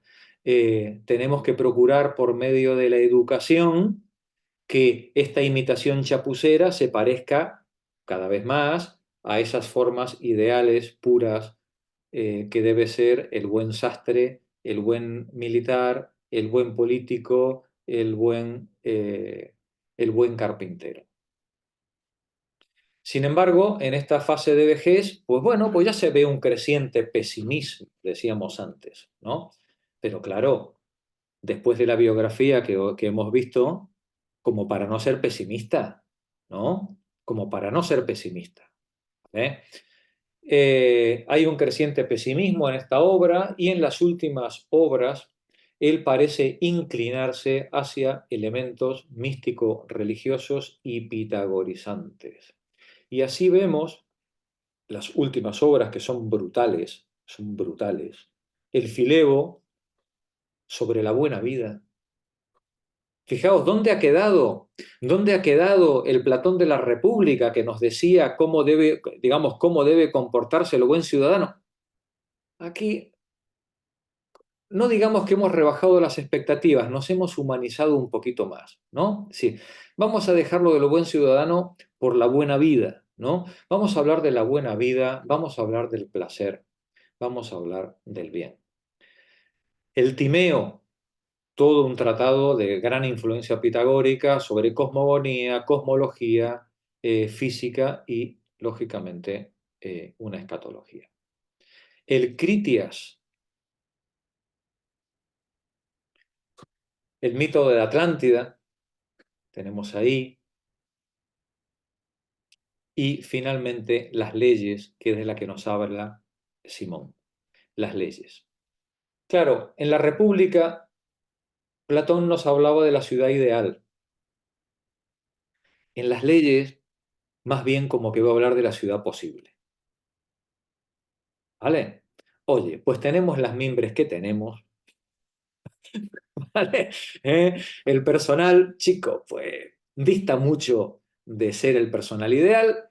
Pues bien, pues a ver si nos conformamos con que las leyes se cumplan. No aspiremos a la ley perfecta, pero por lo menos que se cumpla, ¿vale? Y ya que no podemos hacer de los ciudadanos filósofos, y mucho menos de los gobernantes, bueno, si les tenemos que engañar de vez en cuando, pues vamos a engañarles, pero vamos a llevarles de manera que se comporten medio decentemente, ¿vale? Vamos a ver si conseguimos un estadito un poquito bien ordenado, con menos pretensiones, pero con más realismo. Quizás aquí en las leyes estamos viendo, más que al filósofo, estamos viendo al maestro de políticos, ¿no? En este.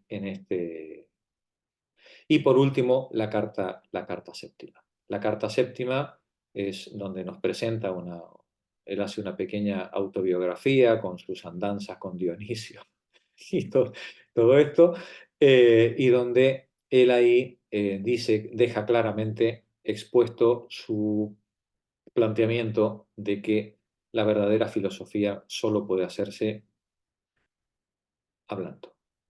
Y ahí viene la doctrina no escrita, ¿vale?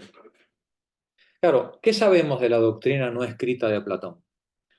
Bueno, pues lo sabemos de Aristóteles por la física, donde dice, es cierto que lo que dice en el Timeo es diferente de lo que dice en su doctrina no escrita. En el Timeo, él habla de cosmología, física, con influencia pitagórica, y dice Aristóteles que ha leído el Timeo y ha estado en las clases de Platón, y dice Aristóteles, lo que dice en el Timeo no es lo que nos ha contado. ¿Vale? Hay una doctrina que se trabajaba en la academia que estaba más allá de los textos escritos. Hay una enseñanza metafísica más fundamental y que solo reveló oralmente y solo a los compañeros más confiables, al más puro estilo pitagórico, ¿no? De las sectas pitagóricas.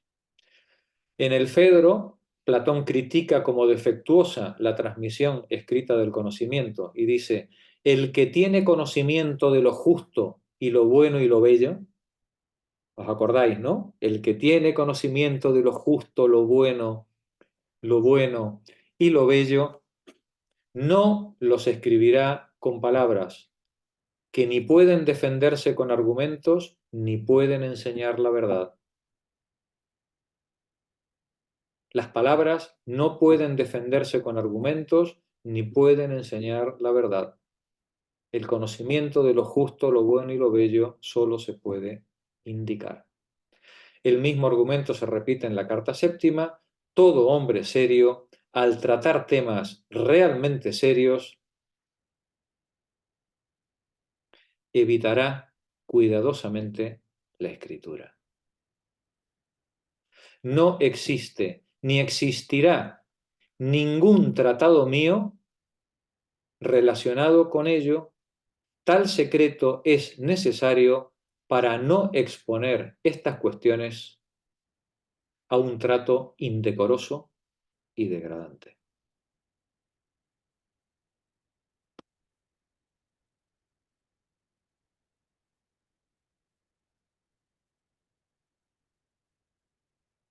Bueno, como veis,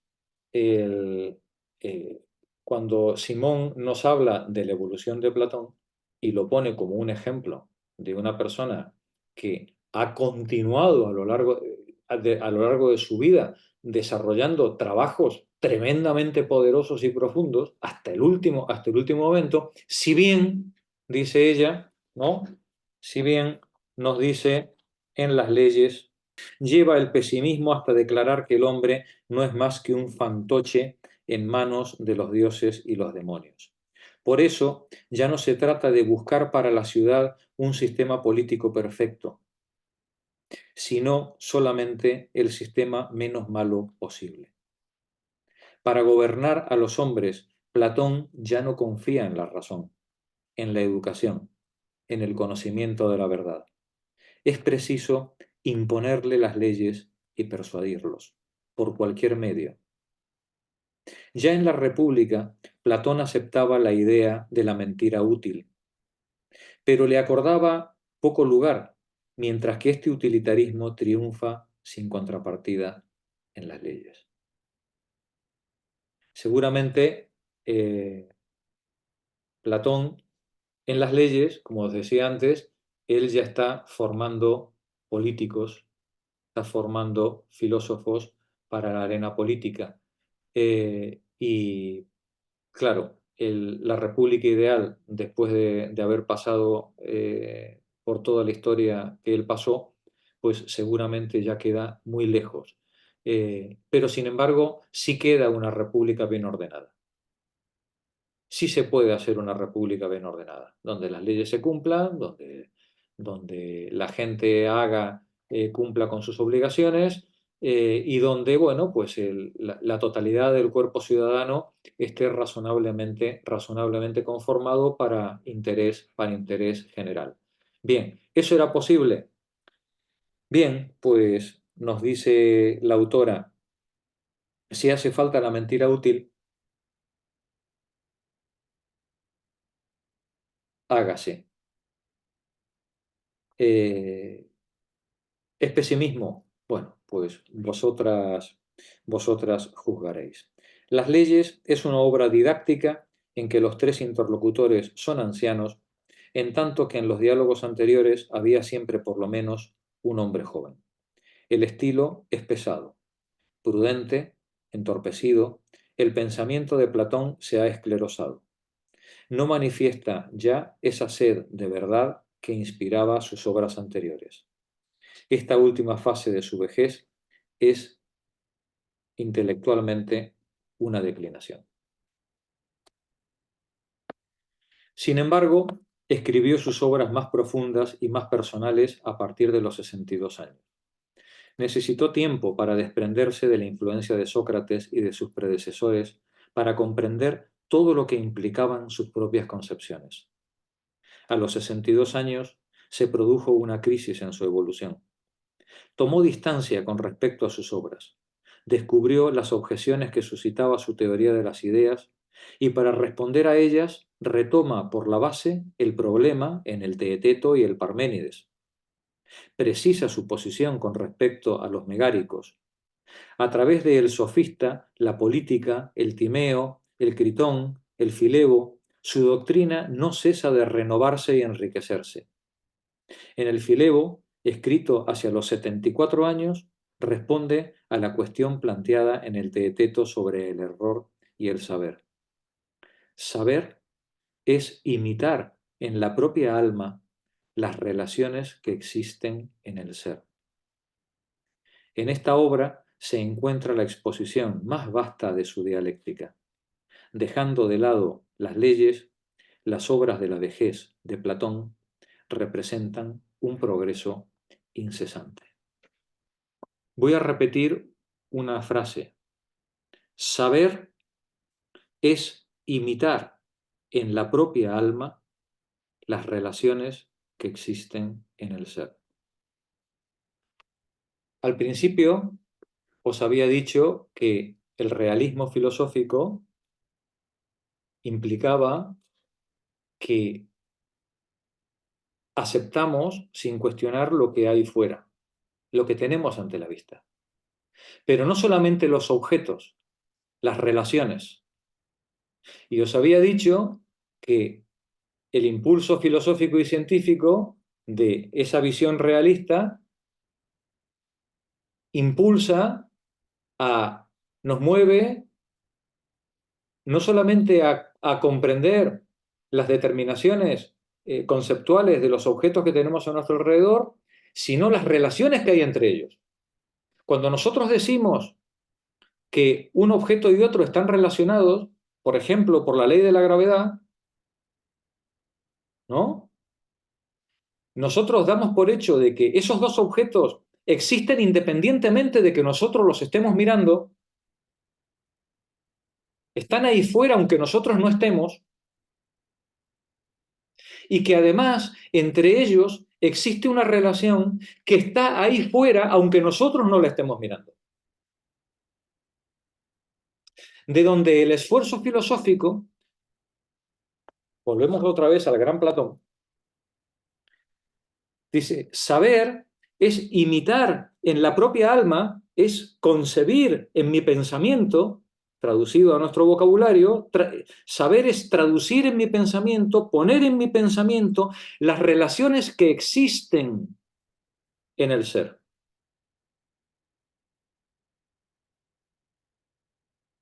Esto es exactamente lo contrario de Kant.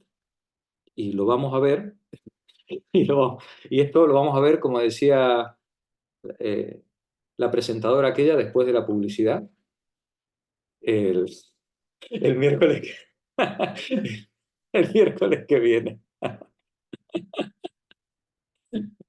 ¿Vale? Bueno, compañeras, os pido perdón, de verdad. Elida, sobre todo a ti, te pido perdón por la cantidad de imprecisiones que he tenido que utilizar. No, que va, si me haces unos repasos impresionantes, me estás a mí removiendo el cerebro. Bueno, removiendo. Sí, muy bien, el cerebro. sí, me lo está removiendo todo. ¿Sí? Pero la verdad es que para sintetizar todo eso eres muy valiente, ¿eh? Porque, caramba, todo lo que has dicho. Muy osado, muy osado. No, pero es Qué que no se valiente. puede hacer de otra manera. La filosofía ya la explicas en otro seminario, ¿no? Pero bueno. No, osada es la señora esta, ¿eh? La señora Simone de Beauvoir. ¿Así? Para explicar Sí. la vejez, lo que yo a veces digo, bueno, ¿y todo esto para explicar la vejez? ¿Para qué? Bueno, me he perdido un poco. Como dirían aquí Hombre, en Valencia, es preciso, ¿no? Será preciso. no, supongo que sí. Lo que pasa es que como ya llevamos días con esto, yo he perdido un poco, digo, ¿ya El hilo. sabes de qué venía esto? No sé, me lo estaba Sí. preguntando hoy. Hoy Sí, estoy en ya la clase de llegará. filosofía, pero el otro día estábamos hablando que si los matemáticos tienen su inspiración a cierta edad y luego de que, digo, ¿y esto ahora?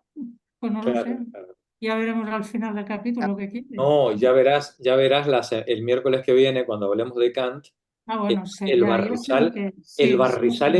el barrizal en la que nos mete con una oración, ¿eh? Es una oración, son 5 líneas, ¿eh? Sí. Sí. Y nos mete en un charco que me va a llevar un buen rato a ver si podemos salir del charco. Pues imagínate esto explicado a adolescentes de 17, 18 años que no les interesa para nada. Claro, Imagínate. claro, claro. Ahora, Madre mía. compañeras, aparte de verdad, es decir, yo me gustaría que no tomarais al pie de la letra lo que he dicho, ¿vale? Lo que he dicho es bien, es una idea, ¿vale? Al respecto de la cuestión. Porque he tenido, como hemos dicho antes, hemos renunciado a todo el vocabulario, hemos tratado de plantear el problema, bueno, sin entrar en tecnicismos. ¿Se ha entendido el problema? Sí. Bueno, yo creo que sí. No ¿Sí? lo sé. El problema de Platón, el problema del realismo, el problema más o menos del idealismo, que ya terminaremos de matizar, ¿no? La relación entre la cosa y el pensamiento, y cómo podemos concebir que la cosa y sus leyes son independientes de nosotros? Ese es el planteamiento griego, ¿eh? Y eso es un planteamiento que ha estado vigente hasta ahora, hasta hace 200 años, y en ciencia es casi lo que está planteando Einstein cuando él está reclamando esa unidad y esa racionalidad del mundo, o cuando él, esa famosa frase de que Dios no juega a los dados y todas esas cosas, ¿no? Es decir, él está reclamando que hay unas leyes ahí fuera, que son independientes del sujeto, es decir, que nosotros podemos descubrirlas con nuestra investigación, ¿vale? Esto es una manera de entender las cosas. El miércoles que viene veremos que hay otra que es profundamente inquietante y que es en la que está instalada la filosofía, creo yo, la filosofía contemporánea, y sobre todo a partir de Hegel, ¿no? Es el gran giro, ¿no? El mismo Kant, y ahí veremos qué es lo que plantea Simón, que Kant, a lo largo de su vida, él escribe la Crítica de la Razón Pura en su momento, en el que hace un planteamiento con respecto a cómo los objetos del mundo son percibidos por el sujeto cognoscente, y como nosotros solo podemos construir el fenómeno a través de lo que percibimos, nosotros no tenemos acceso a la cosa. Pero, como diríamos, la suponemos, ¿vale? Si se supone que hay una cosa, él lo llama noumeno, ¿no? Hay algo ahí fuera de lo que solo, bueno, pues tenemos acceso a lo que nuestro aparato cognoscitivo nos permite estructurar como fenómeno y poder pensar, ¿vale? Vamos a ver la semana que viene si soy capaz, si soy suficientemente osado, veremos que al final de su vida Kant deja escrito un texto inacabado, una obra póstuma, inacabada, un opus póstumum, que no se publicó hasta 100 años después de su muerte y que no se ha estudiado hasta mucho tiempo después, ¿vale? En el cual Kant hace una retirada idealista hasta el extremo de afirmar que no solamente todo el conocimiento que tenemos del mundo es un constructo, sino que hasta el noumeno, ese que creíamos que estaba fuera, hasta la cosa, la tenemos que suponer, pero no es otra cosa que una suposición de la razón para poder dar cuenta de nuestra experiencia en el mundo. Este camino de Kant es un prodigio de evolución mental, ¿no? Tan asombroso que sus contemporáneos, bueno, sabéis que la Crítica de la Razón Pura no la leyó ni Dios, ¿vale? Fue tan dramático que el pobre hombre tuvo que hacer 3 años después una especie de versión manga que se llamó Los Prolegómenos, a ver si conseguía que alguien, porque ni siquiera sus amigos fueron capaces de acabarse el libro, ¿vale? Es tan denso, tan técnico, tan difícil, tan abstracto, ¿no? Que es la Crítica de la Razón Pura, ¿no? Y entonces el pobre tuvo que hacer un resumen, ¿no? A ver si conseguía que alguien la leyera, ¿no? Y a partir del resumen, pues se ve que la cosa empezó a coger ya otra vidilla, ¿no? Y ya volvió a recuperar lectores, ¿no? Pero perdió lectores por un tubo el pobre Kant con la crítica. Bueno, a lo largo de su vida, Kant sigue reflexionando toda la vida, porque él es consciente durante toda su vida y hasta su muerte de las lagunas, de los costurones que tiene su teoría. Eso es lo que muestra el opus póstumo del que hablaremos, por Dios, son 750 páginas, ¿vale? Daremos un barniz, ¿vale? del opus póstumo, ¿no? Y del problema como lo plantea, ¿vale?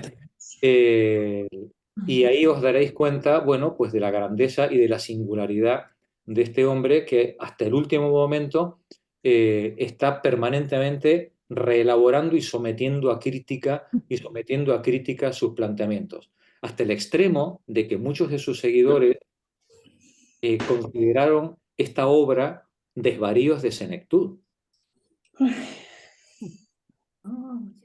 Y hasta 100 años después no se le tomó en serio a lo que estaba diciendo ahí. Pero claro, hacía falta otro punto de vista para poder terminar de comprender la enorme profundidad y carga teórica que plantea él en el Opus Póstumo. Si soy capaz y suficientemente osado, el miércoles que viene lo vemos. Buena semana, compañeras. Gracias por acompañarnos. Buenas noches, Buenas gracias. noches. Buenas noches. Buenas noches. Buenas Adiós. noches. Adiós. Adiós a todas. Adiós. Adiós.